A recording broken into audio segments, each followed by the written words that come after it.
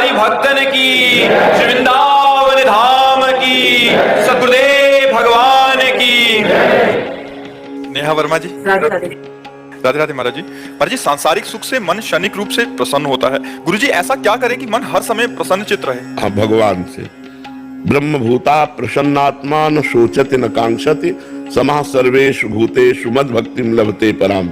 जो ब्रह्म में स्थित हो जाता है वो अखंड प्रसन्नता को प्राप्त होता है। ब्रह्म भगवान राम, भगवान कृष्ण, जो भी भगवान के रूप हैं जितने, वो सब ब्रह्म रूप हैं। जब हमारा मन भगवान में लग जाता है तो देखो, भगवान की रची हुई माया जनित वस्तुओं की प्राप्ति में जो क्षणिक प्रसन्नता नहीं होती उसे हर्ष कहते हैं।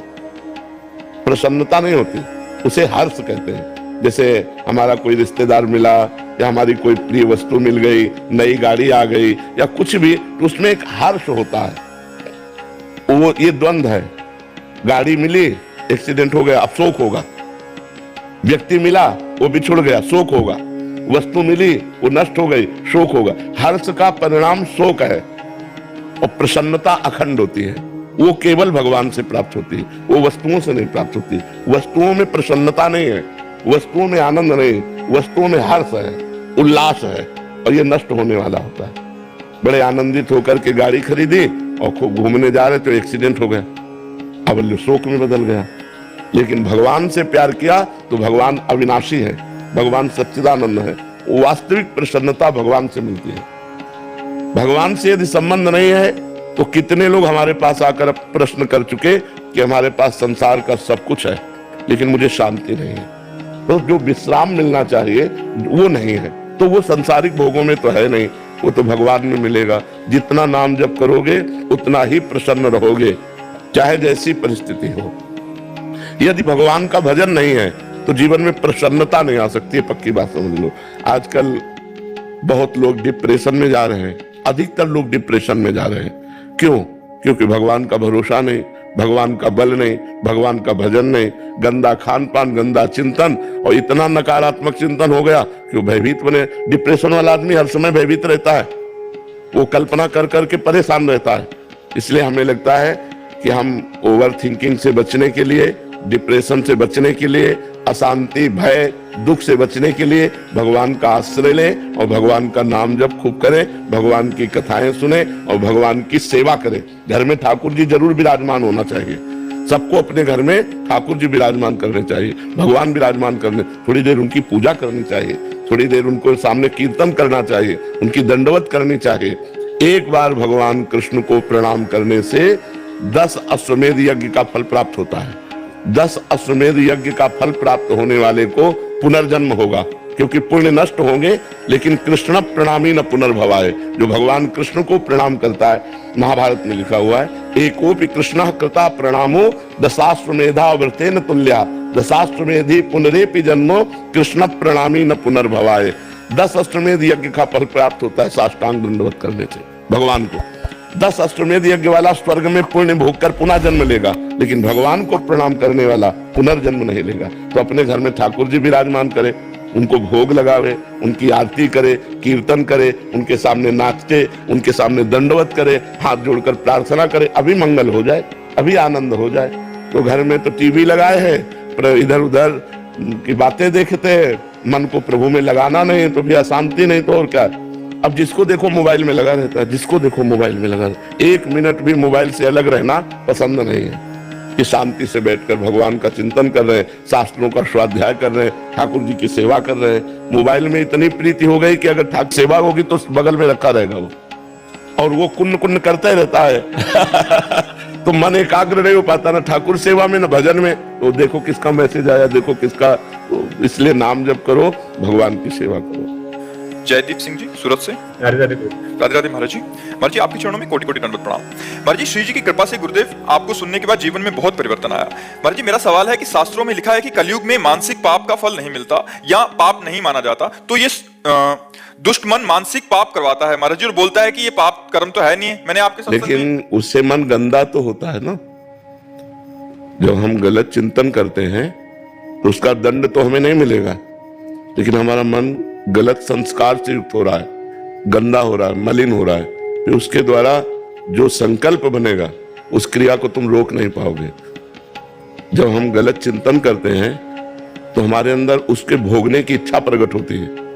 ध्यायते विषयास पुंसास संगास ते सुपजायते संगात संजायते कामा, फिर काम का प्रादुर्भाव होता है और फिर हम नष्ट हो जाते हैं। तो हमें पहले ही प्रक्रिया में जब हमारा गलत चिंतन मन कर रहा है उसी समय में राधा राधा राधा राधा और गलत चिंतन हमें रोकना है। हमें गलत चिंतन का दंड तो नहीं मिलेगा, लेकिन हमारा संस्कार गलत हो जाएगा, हमारा मन गंदा हो जाएगा। मन गंदा हो गया तो तन गंदा होने में देर नहीं लगेगी, और तन गंदा और मन गंदा तो फिर दुर्गति पक्की। इसलिए हमें राधा राधा, जिस समय हमारा मन गलत संकल्प करता हो, गलत चिंतन करता हो, उस समय यदि हम नाम चला रहे हैं तो हमारा मन पवित्र हो जाएगा। वो गंदी बातें जो चिंतन में बराबर चल भी रही हो, हम राधा राधा बोल रहे हैं तो बराबर गंदी बात भी चल रही, तो सब डिलीट होती जाएगी, वो सब नष्ट हो जाएगी, वो हमारे मन को गंदा नहीं कर पाएगी। नहीं तो जब हम गंदा चिंतन करेंगे तो गंदी क्रियाएं होंगी। गंदा चिंतन और गंदी क्रियाएं ये हमारी दुर्गति कर देगी। मानसिक पाप तो नहीं होते, लेकिन जो मन में हमारे आता है उसे रोकने की सामर्थ्य भी तो नहीं है, तो वही क्रियाएं होने लगेंगी। इसलिए बहुत सावधान रहिए, जब गंदा चिंतन चले तो नाम जप कीजिएगा।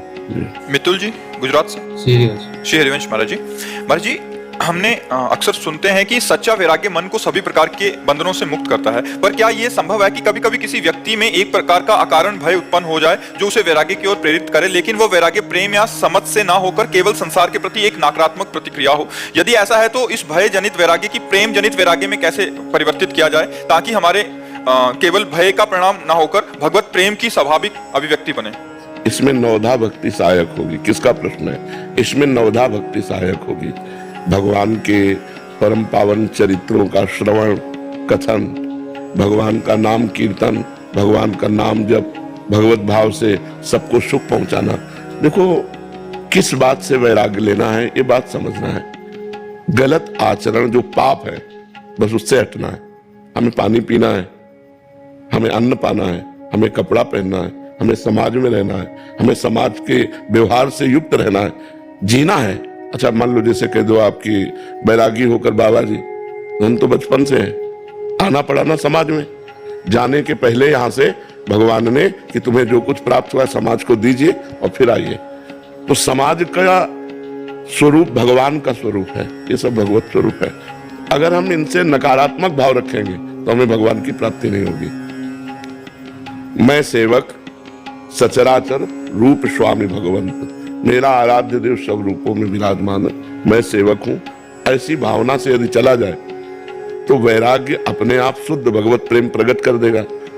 अब जैसे वैराग्य में व्यक्ति के प्रति घृणा, तो घृणा और नफरत अशांति पैदा करती है, वो सच्चा वैराग्य नहीं। नहीं, सच्चा वैराग्य है कि जैसे हम अपनी माँ के पास बैठते हैं तो हमें काम नहीं सताता। तो जननी सम जानहि पर नारी, धन पराय विषते विष भारी। संपूर्ण जगत की माताओं बहनों के प्रति पवित्र भाव हो, घृणा का भाव नहीं होना चाहिए। घृणा नफरत ये वैराग्य नहीं है। वैराग्य ये है कि हम उनके समीप रहते हुए भी गंदी वासना से युक्त न हो, और ये तभी हो सकता है जब हम भगवान का भजन करेंगे, पवित्र आहार पाएंगे, अच्छा संग करेंगे। कुसंग करेंगे, गंदा भोजन पाएंगे, गंदा चिंतन होगा, फिर गंदा व्यवहार हो जाएगा। इसलिए बहुत सावधान। जैसे लोग शराब पीते हैं तो अब उनकी बुद्धि भ्रष्ट हो जाती है, वो पवित्र संबंधों को भी दूषित कर रहे हैं। तो ये जो गंदे खाद्य हैं, गंदे पेय पदार्थ है और गंदा संग है, ये हमारी बुद्धि को भ्रष्ट करता है। और अच्छा सात्विक भोजन है, पवित्र प्रेय है, और हम साधु संग करें तो ये हमारी बुद्धि को शुद्ध करता है, और शुद्ध बुद्धि सही निर्णय करती है, अशुद्ध बुद्धि गलत निर्णय करती है। तो वैराग्य का मतलब घृणा करना नहीं है। हम तो समझे थे त्याग का मतलब होता है कि सबसे नफरत करके एक अकेले अपने शरीर से प्यार करो, दूसरे शरीर से नफरत करो, तो वही भावना बनती। नहीं, बिल्कुल नहीं। वैराग्य तो इससे लेना है, इससे हो गया तो सबसे वैराग्य हो गया। गंदगी का घर तो अपना शरीर है, तो अपने खुद का शरीर का भाव कैसे छूटेगा? नाम जप करो, भगवान की आराधना करो, तो देहाभिमान नष्ट हो जाएगा। हर स्थिति में आनंद बना रहेगा। अब जैसे हमारा शरीर है, ये हमारे लिए एक कपड़ा है, मैं नहीं हूं। तो शरीर का राग तभी मिटेगा जब डट के भजन करोगे, पवित्र भोजन करोगे, पवित्र संग करोगे, तभी होगा। नहीं तो अपवित्र भाव में शरीर राग पुष्ट होता है। देखो कितना शरीर राग लोगों का पुष्ट है कि अपने शरीर के पोषण के लिए दूसरे शरीरों को खा रहे हैं। मुर्गा, बकरा, गाय, भैंस, कुछ नहीं बच रहा, सब खाए जा रहे हैं। किस लिए? शरीर के लिए ही तो, शरीर राग के लिए। यदि शरीर राग नष्ट हो जाए तो सच्चा वैराग्य है।